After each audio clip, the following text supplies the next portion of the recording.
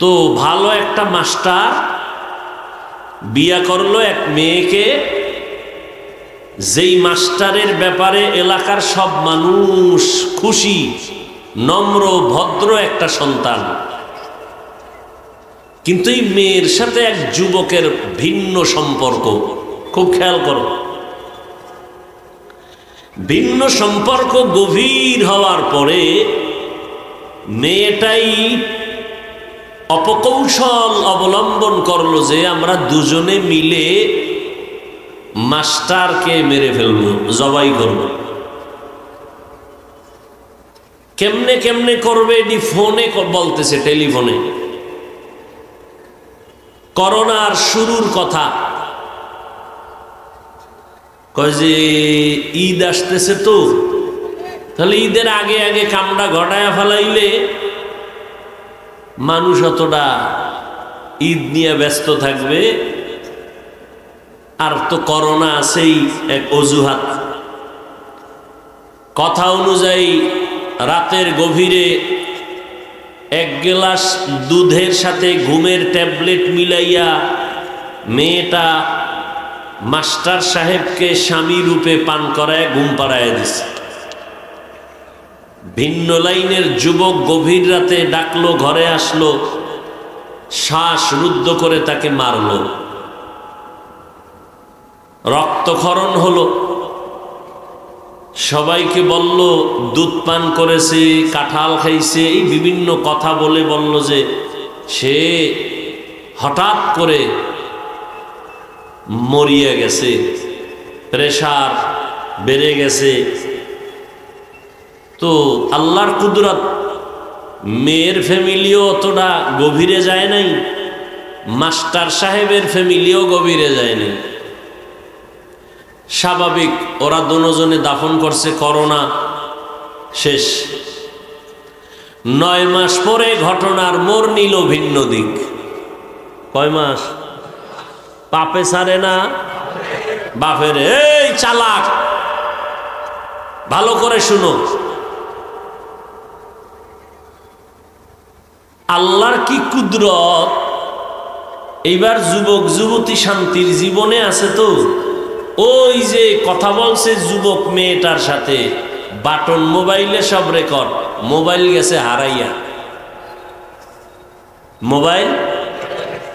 Mobile পাইছে রাস্তায় এক সাধারণ যুবক, লেখাপড়া অতটা জানে না, মোবাইল পাইয়া বাসায় নিয়া দেখে কেউ কলও দেয় না, পরে ডয়ারের মধ্যে রেখে দিছে। ব্যাটারির চার্জ গেছে গা, মোবাইল ওই রকম রয়েছে 8 মাস। এই বান্দা মোবাইল পায় তো ওখানে রয়েছে, মনেও নাই যে একটা মোবাইল আছে। এর বউ গেছে বাবার বাড়ি, এ রয়েছে নিজের বাড়ি। তো কি একটা জিনিস খুঁজতে যাইয়া ড্রয়ারে হাত দিয়ে দেয় এই মোবাইল। এটা তো সে 8 মাস আগের মোবাইল। ও করছে কি, চার্জে দিয়া এবার ওপেন করছে। তো ওপেন করার পরে কল আসছে, কল দিয়ে বলে এই এটা কোন জায়গা, অমুক জায়গা, সব খবর টবর নিয়ে ইনি বলল ভাই আপনি কে ফোন করলেন? আমি মোবাইলের মালিক। তার মোবাইল নিয়ে যান, কাহা মোবাইলটা আমাকে আপনি দিয়ে দেন, আমি 500 টাকা দিব। আরে ভাই আপনার মোবাইল আপনি প্রমাণ দিয়ে নিয়ে যান, 500 টাকার দরকার কি? আসেন। কেন আমি আপনার বাড়ি যাব না। তাহলে অমুক একটা দোকান আছে রাস্তার পাশে, ওখানে একটা গাছ আছে, ওর গোড়ায় রেখে যান, আমি 5000 টাকা ওখানে আপনার জন্য রেখে আসবো। এই লোকটা কইতেছে আপনার মোবাইল আপনি নিবেন, টাকা দেওয়ার দরকার কি? 500 থেকে 5000 এর মধ্যে উঠছে সন্দেহ। কি এ বাসায় মোবাইলটারে এবার মেমোরির মধ্যে কি আছে দেখি। মেমোরি যখন চাপ দিছে কিছু গান টান আছে, আর ওই কল রেকর্ড। আল্লাহর কি কুদরত, ওই যুবকের নাম যা, এই যুবকের নামও তা। এখন ওই মেয়ে নাম ধইরা ধইরা ওরে বলতেছে, ও গেছে ভয় পেয়ে, শিক্ষিত না তো, আমার নাম কইতেছে গায়ের ভিতরে, আমি তো এই আকাম টাকামে নাই। ও গেছে ভয় পাইয়া, দ্রুত মোবাইলটারে খুললা ব্যাটারি টেটারে আলাদা করে আবার থুয়ে দিছে, কোন পেছে আবার ভরি। পরে পাশে ওর এক বন্ধু ছিল মোটামুটি শিক্ষিত, চায়ের দোকান দেয়, ওরে গিয়ে গোপনে বলছে, বন্ধু এই হালাত কি করি, আচ্ছা মোবাইলটা আমারে দে। তো মোবাইলটা নিয়ে রেকর্ডিং গুলো শুনলো, শুনে ওই এলাকার খোঁজ খবর নিল যে হ্যাঁ 9 মাস আগে এরকম মারা গেছে। ও করছে কি ওই গার্ডিয়ানদেরকে গোপনে বলছে যে এই হালাত, এটা তো স্বাভাবিক মরণ না। তো ছেলের পক্ষ বলতেছে ভাই এটা আল্লাহ রাতে ছাইরা দিছে, নিয়ে এখন আর 9 মাস হয়ে গেছে, এগুলো কি করব। ছেলে বলে এভাবে ছেড়ে দেওয়া তো যায় না, ডকুমেন্টস তো হাতে আছে। ও সাংবাদিক নিয়ে থানায় গেল, মোবাইলটা থানায় দিল, সব তদন্ত করে আসামি দ্রুত গতিতে গ্রেফতার করে ফেলল। এরপরে ওই জেলার এসপি, থানার ওসি সবাই লাশ উত্তোলনের সিদ্ধান্ত নিল। কত ধানে কত চাল, বাংলাদেশ কেন পৃথিবী আর ওই জিন্দেগি আর নাই যে আকাম কইরা আর আমি ঘুমাবা, ওই সুযোগ আর নাই, সেদিন শেষ। এমন একটা দিন নাই এই আকাম ঘটনা ঘটে না, কিন্তু ফলাফল কি? জেলখানা। এই জানুয়ারি মাসের 23 তারিখ যুবক আর যুবতী পরকীয়ার রায় হয়েছে, যুবকের ফাঁসি, যুবতীর আজীবন জেল। অপরাধ কি? এটাও আর স্বামীরে মাইরে ফেলেছে। 2টা বাচ্চা ছোট ছোট, মাকে যখন পুলিশ ধরে নিয়ে যাইতেছে কারাগারে, বাচ্চাগুলো আম্মু আম্মু খায় চিল্লাইতেছে। কি লাভ হইল? এখন ওই যুবক আজীবন, ওর ফাঁসি হয়ে যাবে, আদালত রায় দিয়ে দিছে। জানুয়ারির 23 তারিখ রায় ঘোষণা হয়েছে, আর ওই মেয়েটার আজীবন জেলখানায় থাকতে হবে। মানুষ যদি এগুলো একটু বৈশা ভাবতো, আমার দেশে একটা মানুষের গায়ে কেউ একটা টোকা লাগাইতে পারতো না। আর এখন কে জানি বলছে এক মানুষ মারার জন্য 20,000 টাকা দিলেই হয়। 20,000 টাকা দিব, মুখে মেরে দাও, বাস। কি জগতে আসলাম!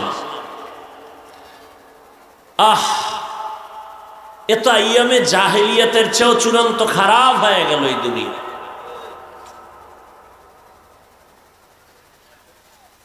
আল্লাহ হেদায়াত দান করুন। ইয়া আইয়ুহাল্লাযীনা আমানু কু আনফুসাকুম ওয়া আহলিকুম নারা।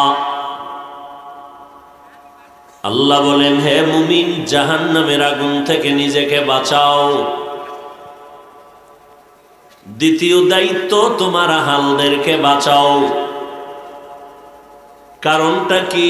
ওয়াকুদুহান নাসু ওয়াল হিজারা। জাহান্নামের আগুনের ইন্ধন হবে মানুষ আর পাথর। পালাবার কোনো রাস্তা নাই। কিয়ামতের ময়দানে আল্লাহ বলবেন, হাত, জীবনে তোমার দায়িত্ব পালন হয়েছে কিনা জানায় দাও। হাত আল্লাহর সামনে কথা বলবে। কোরআনের আয়াত,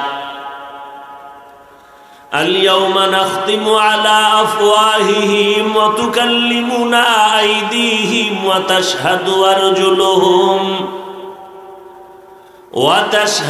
আরজুলুহুম বিমা কানু ইয়াকসিবুন।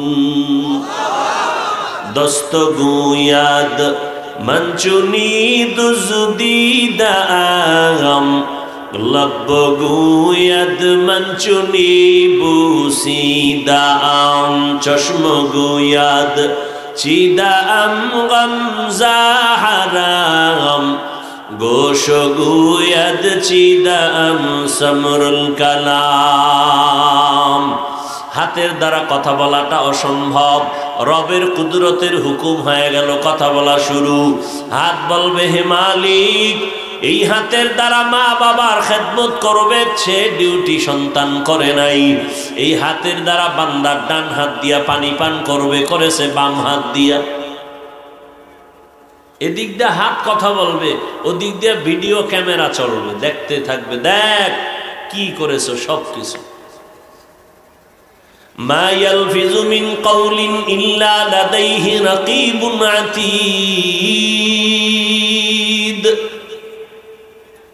সব রেকর্ড হয়ে থাকবে। একটা মিথ্যা আল্লাহ পাক কিয়ামতের ময়দানে বলার সুযোগ দিবেন না। ইনসাফের আদালত। ওয়াউজিআল কিতাবু ফাতারাল মুজরিমিনা মুশফিকিনা মিম্মা ফীহি ওয়া ইয়াকুলুনা ইয়া ওয়াইলাতানা মা লিহাযাল কিতাব লা ইউগাদিরু সগীরাতান ওয়ালা কাবীরাতান ইল্লা আহসাহা ওয়া ওয়াজাদু মা আমিলু হাযিরা ওয়ালা ইয়াযলিমু রাব্বুকা আহাদা।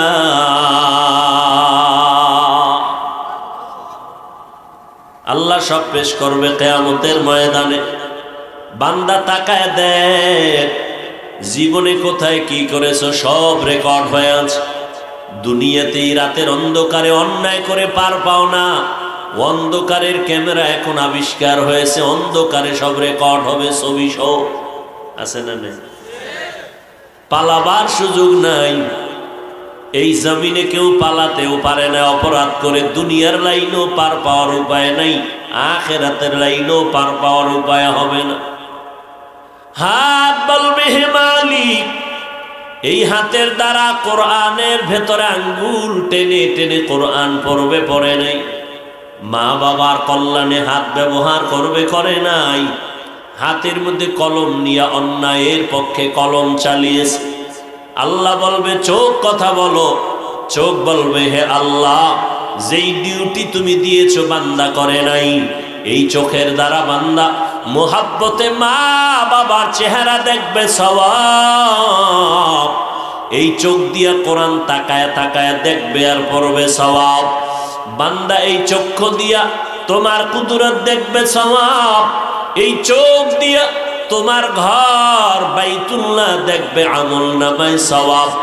তোমার বান্দা মা বাবারে মোহাব্বতের নজরে দেখে নাই, তোমার বান্দা চক্ষু দিয়া কোরআন দেখে পড়ে নাই, তোমার বান্দা চোখ দিয়া কাবা দেখে নাই, বরং তোমার বান্দা উল্টা রাতের বেলা দরওয়াজা জানালাটা বন্ধ করে মোবাইলটা হাতে নিয়ে সারাটা রাত কবিরা গুনাহ দেখে দেখে রাত কাটিয়েছি।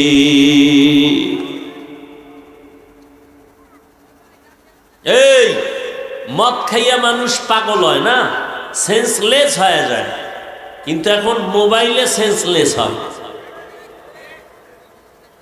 মোবাইল, অনেকে মোবাইল মোবাইল মোবাইল জীবনের আপন বানায়, রাস্তার ল্যাংটা পাগল হয়ে গেছে বহু যুবক। কি যুবকেরা কথা কও না কেন? এই খবর তো তোরা ভালো জানো, আমরা শুই না কইতেছি, তুই খালি সাক্ষী দিবে যে হ্যাঁ ঠিক আছে সত্য। কি যুবকেরা ল্যাংটা পাগল হয় না মোবাইলের গেমস খেলা? তুই কবে পাগল হবি? তুইও তো ওই পথেরই ছাত্র, তুই তো আকাম কম করো না, তো তুই তো পাগল হবি। ডেটটা দে, কবে হবি? হাসতেছো না? খুব আনন্দ লাগতেছে? জীবন যৌবন জবাই করতেছো? তোর জিন্দেগিটা একটা কুত্তার দাম আছে, তোর জীবনের কোনো দাম নাই। এই মোবাইল তোকে সেই ধ্বংসের পথে নিয়ে গেছে। তুই মইরে গেলে কেউ কষ্ট পাইবে না তো? ওই মা বাবা কানবে 2-3 দিন, ভিতরে ভিতরে খুশি। তোর মতো চরিত্রহীন মরাটাই ভালো, কারণ তোর চরিত্রের কারণে আমরা মা বাপ মানুষের কাছে মুখ দেখাইতে পারি না। তাহলে তোরে জন্ম দিয়া ভুল করছি। তোর 30 বছর 25 বছর বয়সের জীবনের পুঁজি, সবাই মরলে তুই মরলে সবাই খুশি, এ হলো তোর 30 বছরের পুঁজি।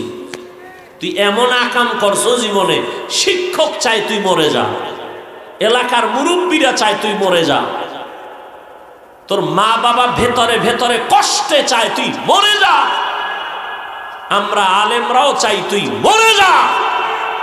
তোর মতো কুলাঙ্গার জমিনে থেকে আরো সমাজ নষ্ট হবে, তুই মরে যা।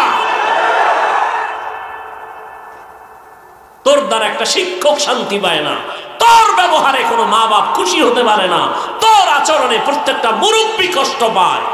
তুই বেঁচে থাকা মানুষের জন্য গজব, তোর দ্বারা স্কুলের পরিবেশ নষ্ট, তোর কারণে সমাজের পরিবেশ নষ্ট, তুই বেঁচে থাকা মানুষের জন্য অভিশাপ।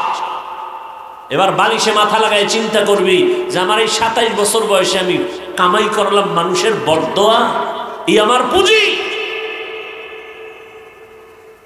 কি করেছ এই 25 বছরে? চেহারাটা থাকবে ফুটন্ত গোলাপের মতো, তোর চেহারায় নূর নাই কেন, আলো নাই কেন, আকর্ষণ নাই কেন, উজ্জ্বলতা নাই কেন, দেখলে মায়া লাগে না কেন, ঘৃণা লাগে কেন? সারা রাত কবিরা গুনাহ করেছো, সারাটা রাত, তার পরিণাম ফল। শুধু মোহাম্মদের উম্মতে বেঁচে গেছো, নাইলে ঘুমের তুইটা দেখতি তোর চেহারা শুকর হয়ে গেছে, বানর হয়ে গেছে। শুধু মোহাম্মদের উম্মত হওয়াতে হয় নাই, না তাও হয়ে যেত। আমগো করার আছে তোর পাও ধরা, খালি বল নিচে নাইমা পাও ধরি, আর জীবনে গুনাহ করবি না, এতটুকু দিলের মোহাব্বত নিয়ে বসছি, আর কি করার আছে?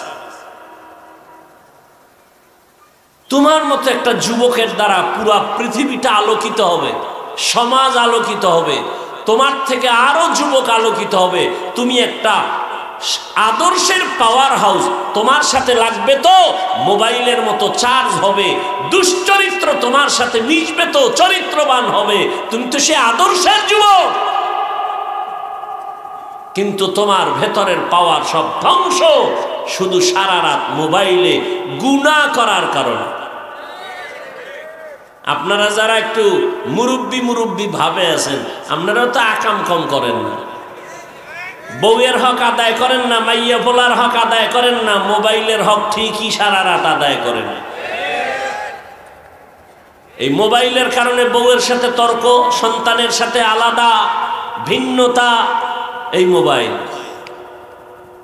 সারাদিন গার্মেন্টসে কাজ করে বাসায় যান, স্ত্রীকে সময় দেন না, সময় দেন মোবাইলকে। যারা ভালো আছেন তো তারা আল্লাহর কাছে ভালোটাই পাবেন ইনশাআল্লাহ, যারা নাই তাদের পায়ে হাত দিয়ে বলবো তওবা করে নেন, তওবা করেন। রাতের ঘুম শরীরের মহা ঔষধ, নষ্ট করিয়েন না। আল্লাহর পক্ষ থেকে দেওয়া ফ্রি শরীরের মহা ঔষধ হলো ঘুম, সুস্থতার জন্য। আজকে শুধু চরিত্র নষ্ট হয়েছে এতটুকুই, এই মোবাইল আপনার চোখের পাওয়ার কেড়ে নিয়েছে। এই যুবকেরা, মিথ্যা বললে বল দাঁড়া, যে হাফিজ ভাই মিথ্যা বলতেছো, এক্ষণ কানে ধরুন, এখানে উঠবো আর বসবো কানে ধরে, যদি মিথ্যা প্রমাণ করতে পারো।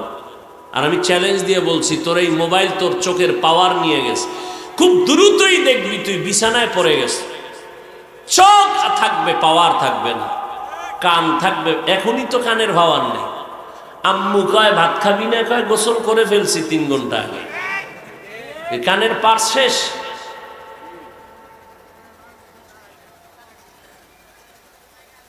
কি করলি কি জীবনে বল? তা মানুষের তো একটা টার্গেট থাকে। আল্লাহ না করুন তোমার আব্বা আজকে মরে গেলে তুমি কি নিয়ে দুনিয়াতে বেঁচে থাকবা, কি পুঁজি তোমার আছে, কি জ্ঞান তোমার আছে? লেখাপড়া করতে যাও, সেখানে একটা আল্লাহর বান্দি তার চরিত্রের উপর আক্রমণ শুরু করেছো, হিংস্র আক্রমণ। বাস তুমি পার্কে পার্কে ঘুরতেছো, ওই মেয়ের জীবনটাও খাইলা, নিজেরটাও শেষ করলা। পরিণাম ফলে দোনো ফ্যামিলির অভিশাপ নেমে আসলো পুরা ফ্যামিলির মধ্যে। ইয়া আইয়ুহাল্লাযীনা আমানু কু আনফুসাকুম ওয়া আহলিকুম নারা, ও মুমিন, জাহান্নামের আগুন, জাহান্নামের আগুন এর ইন্ধন হবে মানুষ আর পাথর। আমাদের যত কথা বলি সব পুঁজি হলো কোরআন শরীফ। এটা এমন এক পুঁজি যার ভুল কেউ বের করতে পারে নাই। অনেকে ভুল বের করার অপচেষ্টা করে নিজেরা কালেমা পড়ে মুসলমান হয়ে গেছে, ঠিক না? তাহলে এই কোরআন সত্য না মিথ্যা? এতটুকুই জেহেনের মধ্যে ঢুকাইও, ব্রেনের মধ্যে ঢুকায় যে আসলেই তো হুজুরেরা এত পাগলের মতো দৌড়ায় কেন? এর যুবক, ঘরের চিন্তা নাই, পরিবারের চিন্তা বাদ দিয়া কুত্তার মতো 12টা মাস তোমাদের পেছনে দৌড়াই, তাবলিগলারা দৌড়ায়, পীর সাহেবরা দৌড়ায়, আমরা বক্তারা দৌড়াই। বিনিময়ে তুমি আমাদের কিছুই দাও না, মাঝে মাঝে গালি দাও, মাঝে মাঝে বিরোধিতা করো। একটু চিন্তা করিও, হুজুরদের এত ঠেকা কি যে আমগো পিছনে দৌড়ায়? হুজুরগো তো বেতনও আমরা দেই না, বরং হুজুরগো দেই গালি। এরপর হুজুরেরা আমগো পেছনে এত সময় দেয় কেন? পাও ধরে ধরে তোমাকে বয়ান শুনাইতেছি, দেখলে সালাম দেই। আমরা সব জানি কি পরিমাণ গালি আমাদের দাও। সুযোগ পেলে চরমনের বিরুদ্ধে কম লেখো না, তাবলিগের বিরুদ্ধে কম লেখো না, দেওবন্দি কওমের বিরুদ্ধে কম লেখো না, হাটহাজারির বিরুদ্ধে কম লেখো না। এরপরে আমরা একটা জবাব দেই না, বরং দেখলে হাসি মুখে সালাম দেই। সুযোগ থাকলে, সময় থাকলে বুকে লাগাই। কারণটা কি? তোর শরীরের মধ্যে মেশকের ঘেরান আছে, ওইটা আমার গায়ে লাগানোর জন্য বুকে লাগাই না। কুত্তা শুয়ারের আল্লাহ যাচাই বাছাই ভালো মন্দর আকল দেয় নাই, মানুষকে দিছে। একটু ভাবো, তোমার গায়ের থেকে মেশকের ঘেরান না গাঞ্জার গন্ধ? তা তোমার আমি বুকে লাগাই কেন? চিন্তা করবা একা একা যে আমার তো মেশকের ঘেরানো না, সারাদিন টানো বিড়ি, পারলে আরো নেশা, আরো কত কিছু, না জামা কাপড় পরিষ্কার, না প্রস্রাব করে ঠিক মতো বানিল, তাহলে অল বডি তোমার গন্ধে ভরা, দুর্গন্ধ। এরপর আমরা আলেমরা বুকে লাগাই কেন? একটু চিন্তা করে তো আসলে আমাকে স্বার্থ কি? আমাকে বেতন দাও তোমরা, আমাকে পারো না তোমরা, পাড়ায় মাইরা ফেলাও। সম্মানের ভলিউমটা যদি মানুষের হাতে থাকতো, আমাকে হুজুরগো কত আগে মারত। জল্লে পুড়িয়ে ছাই হয়ে যাইতেছে বহু বেঈমানরা, যে আলেম ওলামার এত সম্মান কেন? দেখো না মহামারী করোনা, স্কুল বন্ধ, কলেজ বন্ধ, চাকরি বন্ধ, ভার্সিটি বন্ধ, গার্মেন্টস বন্ধ, রাস্তা বন্ধ, ট্রেন বন্ধ, বাস বন্ধ, সব বন্ধ। আল্লাহর কসম, আমার দেশে কোরআনের একটা মাদ্রাসাও বন্ধ হয় নাই। বাবায় মারা গেছে করোনায়, সন্তানটা বাবার লাশটা মানুষের টাকা দিয়ে রাস্তায় ফালায় দিছে। কখন মরলো কি হইল আর খবর নাই, দরজা লক করে দিল। পুলিশেরা একদিন পর খবর পাইয়া নিয়ে গেল। আর আমার দেশের শত শত করোনার লাশ এদেশের টুপিওয়ালা উলামায়ে কেরাম কাঁধে নিয়েছে। গোসল করাইলো, কাফন পরাইলো, জানাজা পড়াইয়া দাফন করাইলো হুজুরেরা। শত শত করোনার লাশ, আল্লাহর হাজার শুকর একজন হুজুরেও করোনায় মরে নাই। আর তোমরা এখনো পর্দা লাগাও, মাস্ক লাগায় এখনো। কেউ আবার অফিসে গেল, ওই যে কি ওটা মেডিসিন আছে, খালি হাত ধোয়, এখনো হাত ধোয়। করোনা গেছি গে কবে, এখনো হাত ধুইতেছে। আমার একদিন কয় হুজুর আপনি ধুইবেননি?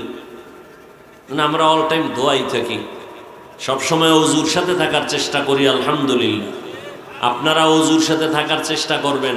জীবনের একটা বড় গুণ এবং বড় একটা অস্ত্র অজুর সাথে থাকা।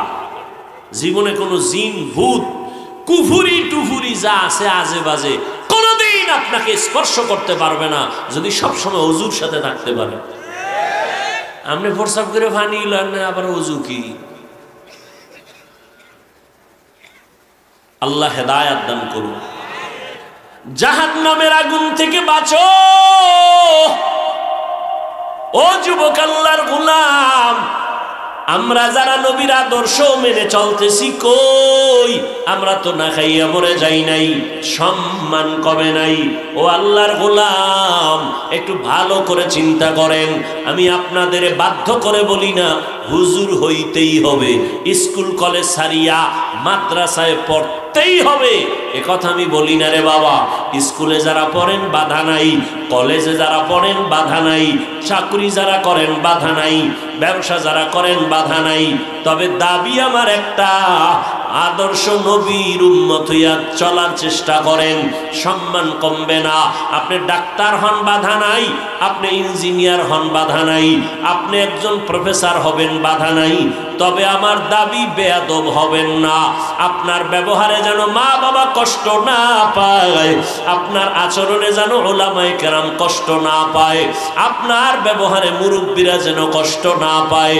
আপনি আদর্শ ডাক্তার হন, দুনিয়াটা আপনার সম্মানের জায়গা হয়ে যাবে। মরিয়া গেলে কাজী নজরুলের মতো আপনার ইতিহাস রচনা হবে।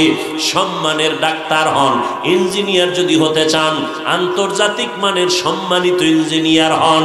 আর সেক্ষেত্রে আপনাকে নবীর আদর্শ ছাড়া কোনো পথ নাই। কারণ দুনিয়াতে আল্লাহর কসম একবার, আল্লাহর কসম দুইবার, আল্লাহর কসম তিনবার, ওয়াল্লাহি বিল্লাহি তাল্লাহি, দুনিয়াতে যত আদর্শ আছে সব আদর্শগুলো নাপাক, একমাত্র মদিনাওয়ালা নবীর আদর্শই হলো পাক। ওই নবীর আদর্শের মালা গলায় লাগাও।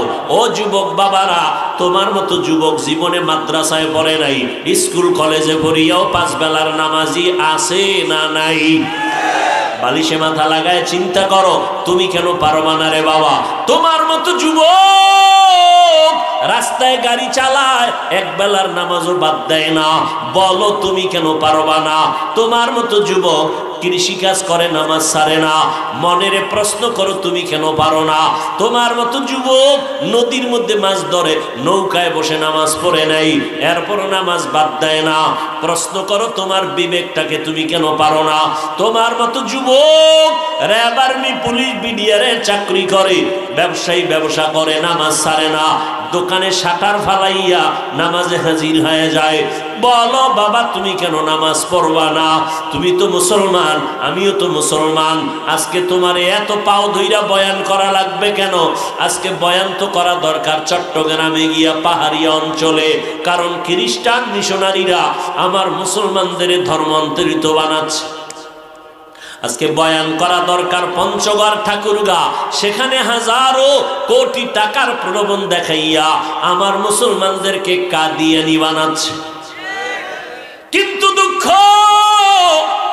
কখন যাব চট্টগ্রামের পাহাড়ে, কখন যাব পঞ্চগড়ে, বাবা টাইম নাই। 12 মাস তোমার পেছনে দৌড়াইতেছি।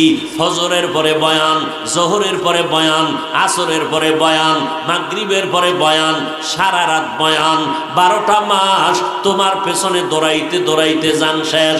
একটা গালিও দিলাম না রে বাবা, বরং পাও ধরে দুইরা বিনয়ের সাথে কথা বলি। মাঝে মাঝে 2-1টা কথা মানুষ হিসাবে একটু গরম ভাষায় হয়ে গেল নাকি, এজন্য ফাঁকে ফাঁকে আবার মাপ চাই। মনে কষ্ট নিছেননি বলিয়া ক্ষমা চেয়ে নেই, আবার মোনাজাতে আল্লাহর কাছে ক্ষমা চেয়ে আল্লাহ মাফ করে দাও। এরপরও ফলাফল বড় দুর্বল। এখানে মানুষের অভাব নাই, এত মানুষ এই প্যান্ডেলে, কিন্তু কি লাভ হবে রে বাবা? আজকে ফজর যারা পড়ো নাই, জহুর পড়ো নাই, আসর পড়ো নাই, মাগরিব পড়ো নাই, এশার নামাজও হয় নাই, একটু পরে নামাজের আজান হবে। কয়জন মানুষ এখানে থাকবে নামাজের জন্য আল্লাহ ভালো জানেন। এই যদি বয়ানের ফলাফল হয় তাহলে আমিও বরবাদ, তুমিও বরবাদ। তবে এখান থেকে যদি একটু তওবা করিয়া তৈরি হতে পারো আল্লাহর সাথে লাইন লাগাইয়া, ও দয়ার মালিক, আমার মতো যুবক জেনারেল লাইনে থাকিয়াও যদি নামাজ পড়ে আমি কেন পারবো না? আজকে থেকে তওবা করে নিলাম, আর কোনোদিন নামাজ ছাড়বো না, মা বাবার সাথে বেয়াদবি করবো না। ওলামায়ে কেরামের বিরুদ্ধাচরণ করব না, নবীর তরিকা মানিয়া এরপরে আমি যা করি করব। হায়াতের মালিক আল্লাহ, ইজ্জতের মালিক আল্লাহ, রিজিকের মালিক আমার আল্লাহ। আল্লাহর কাছে তওবা করে যদি কেউ তৈরি হয়ে যায় তাহলে আল্লাহ দরজা খুলবেন।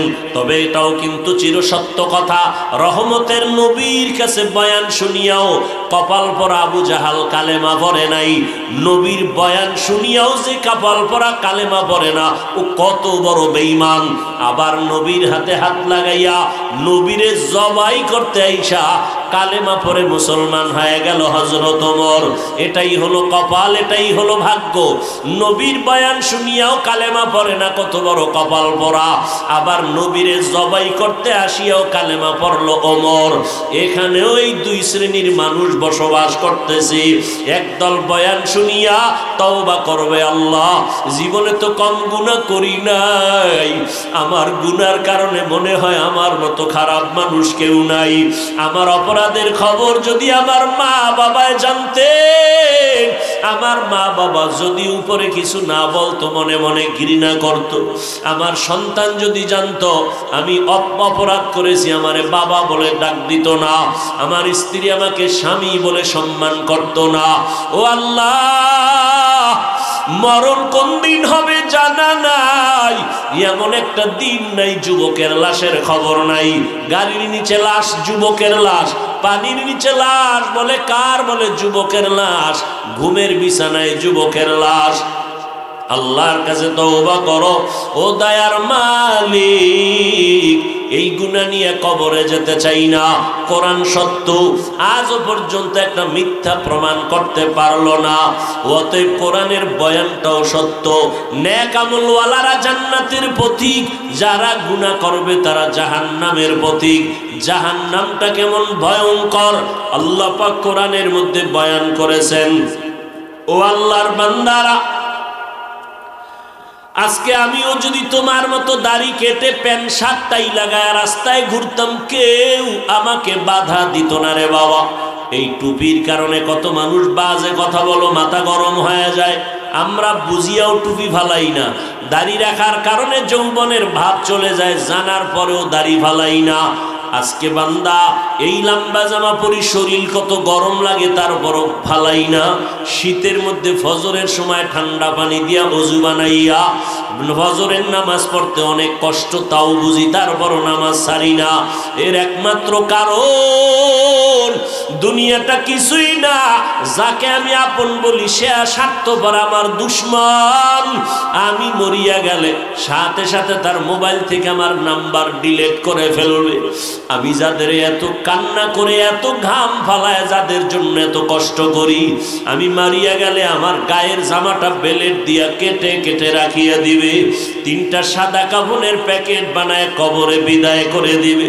ও আল্লাহর বান্দারা, এই চিন্তা করিয়া সব নবীরা কান্না করে করে চলিয়া গেলেন। সমস্ত সাহাবায়ে কেরাম জান্নাতের টিকিট পেয়ে কান্না করে চলে গেলেন। সমস্ত ওলিয়া উলিয়ারা কান্না করে করে কবরে গেলেন। আমার কবরের হালাত কেমন হবে জানা নাই। ও আল্লাহর বান্দারা, জাহান্নামের ইন্ধন হবে মানুষ। আল্লাহর কোরআনটা মিথ্যা মনে করিও না রে যুবক। চাকরি করো, লেখাপড়া করো, যা করো, আর নামাজ ছাড়বা না। মা বাবার দোয়া নিয়ে চলবা। মা বাবার দোয়া ছাড়া কোনোদিন জীবন সফল হবে না। ওলামায়ে কেরামের পরামর্শ নিয়া নবীর তরিকা মেনে চলবা। আল্লাহর মোহাব্বত নিয়ে চলবা। আজকে থেকে তৈরি হয়ে যাও, মনে মনে তওবা করো, অন্তর দিয়ে আমার মালিকের সাথে বলে দাও, ও দয়ার মালিক, রিজিকের মালিক তুমি। ও আল্লাহ, আজকে থেকে তোমার মোহাব্বত জন্মাইয়া নবীর তরিকা আদর্শ নিয়ে চলবো। নামাজ ছাড়বো না, দাড়ি কাটবো না, বেপরদায় চলবো না, মা বাবারে কষ্ট দিব না, উলামায়ে কেরামের পরামর্শ নিয়ে জীবন পরিচালনা করব। ও আল্লাহর বান্দারা, আমরা নবীর তরিকা মানতে যাওয়ার কারণে আমগো সম্মানও কমে নাই, আমাদের ইজ্জতও কমে নাই, না খাইয়া আমরা কেউ মরিয়া যাই নাই। বরং তোমরা যাদের পেছনে সম্মানের জন্য দৌড়াও, টাকা দিলে সম্মান, না দিলে নাই, স্বার্থ ঠিক থাকলে সম্মান, না দিলে সম্মান নাই। আর আমরা আল্লাহর মোহাব্বত নিয়ে চলি, অতএব দুনিয়ার স্বার্থপরওয়ালারাও আমগো সম্মান করে। অতএব তওবা করিয়া নেও, সম্মানের ডাক্তার হও, জীবনটা ধন্য হবে। মা বাবার দোয়া নিয়ে সামনে আগাও, আল্লাহর কাছে গুনাহ থেকে বাঁচার চেষ্টা করো, তওবা করো। অন্তর যদি তৈরি হয়ে যায়, মুনাফিকি যদি না থাকে, তওবা করিয়া গুনাহমুক্ত হইয়া নবীর তরিকা মতে জীবনকে চালাইবা। তওবা করার মতো যদি কারো অন্তর তৈরি হয়, মুনাফিকি যদি অন্তরে না থাকে, খাঁটি তওবার নিয়ত যাদের আছে, আমি শুধু তাদেরকেই বলবো, দুটো হাত আল্লাহকে দেখায়া দাও। আয় আল্লাহ, হাতগুলো কবুল করে নেন, তওবা কবুল করে নেন, নবীর আদর্শওয়ালা হিসাবে কবুল করে নেন। মা বাবার দোয়া নিয়া, উলামায়ে কেরামের পরামর্শে নবী